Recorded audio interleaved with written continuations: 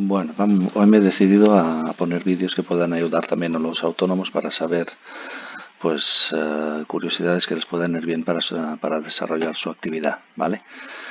A ver, lo de hoy es un tema recurrente que mucha gente se pregunta y sobre el cual hay falsas leyendas, ¿vale? O sea, falsas creencias, ¿de acuerdo?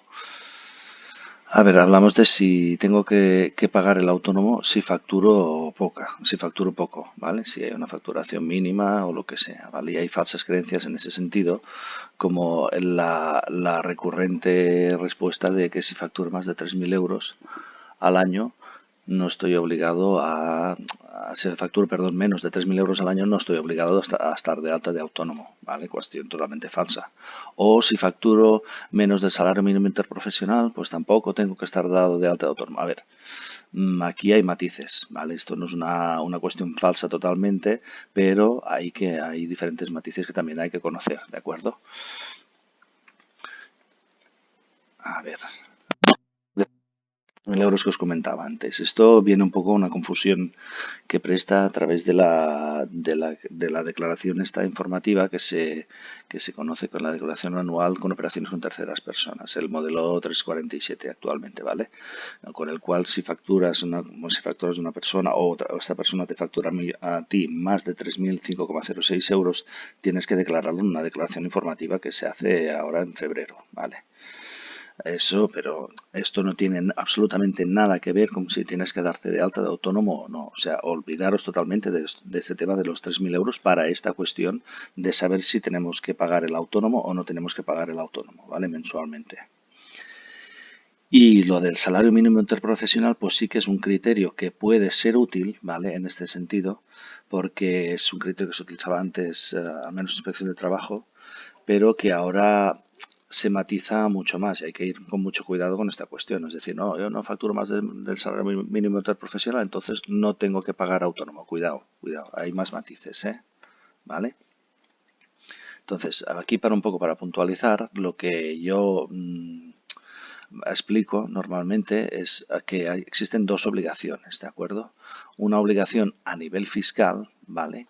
Que esta obligación es primordial tenerlo muy clara, es que cuando hay una facturación y se obtienen unos rendimientos, siempre hay una tributación. Después puede haber el tema de exenciones o no puede haber el tema de exenciones, pero en el momento en que se reciben unos rendimientos a través de una facturación por una actividad que realizamos por cuenta propia, tiene que haber forzosamente una tributación, independientemente luego de si existe exención o no, pero habrá que tributar, supongo que a nivel de IVA, depende de la actividad, a nivel de IRPF o incluso de impuesto de sociedades, ¿vale? O sea que eso hay que tenerlo muy claro. En cuanto se emite una factura, se obtienen unos rendimientos, hay ligado una tributación y esa es la obligación fiscal, ¿vale? No confundir con pagar la cotización como autónomo, ¿eh? No tiene nada que ver. Y otra cuestión es la obligación social, la obligación social de tener que estar encuadrado en un régimen de la seguridad social o no estarlo en función de unos requisitos, ¿vale? ¿Qué significa esto de estar encuadrado en un régimen de la seguridad social? Pues simplemente tener, por ejemplo, que si desarrollas una actividad por tu cuenta, por cuenta propia, pues ver si estás obligado a estar afiliado en el régimen de autónomos de la Seguridad Social, el régimen especial de autónomos, ¿vale? Conocido como el RETA, ¿vale? Bueno, esto del RETA es para los profesionales.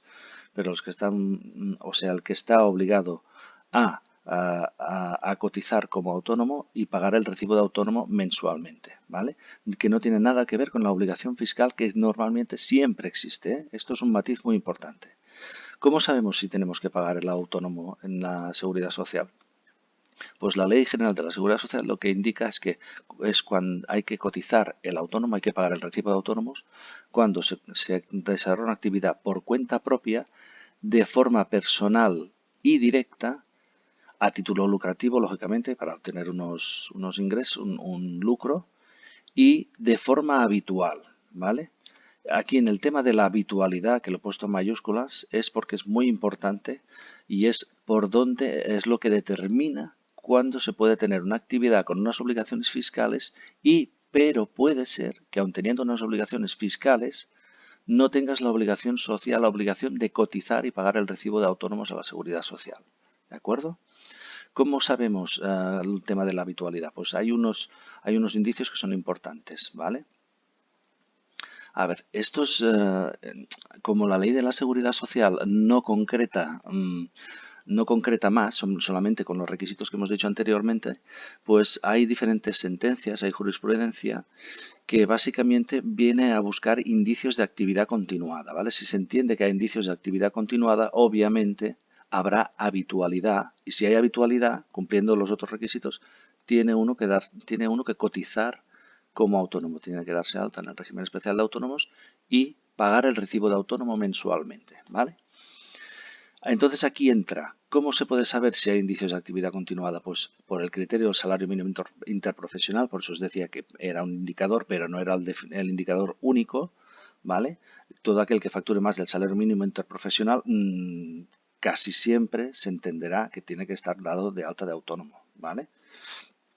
Pero después también hay otros indicios como el tema de tener un establecimiento abierto al público, ¿vale? Que esto no viene de la jurisprudencia, sino que viene en un Real Decreto del año 70, ¿vale? Y es un criterio que se utiliza mucho.